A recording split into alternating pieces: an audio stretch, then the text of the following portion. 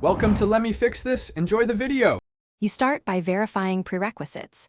Make sure your Realme phone is updated and has at least 20% battery. Once done, open Settings and go to Battery or Battery Management. Different models label it slightly differently. You should also note your typical charging routine because optimized charging adapts to when you unplug. Make sure Wi-Fi is on if the option uses cloud learning. Now locate the optimized battery, charging toggle, or related submenu to begin the actual change. You now enable the feature. Tap the optimized charging or adaptive charging option and switch it on.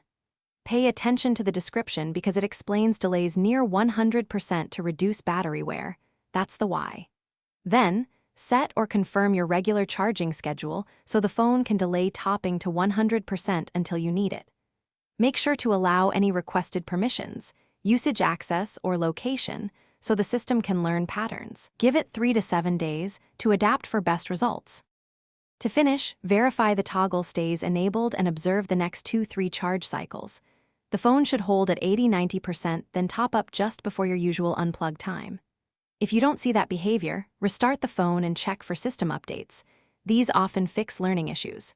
If problems persist, reset battery settings or revoke and regrant permissions.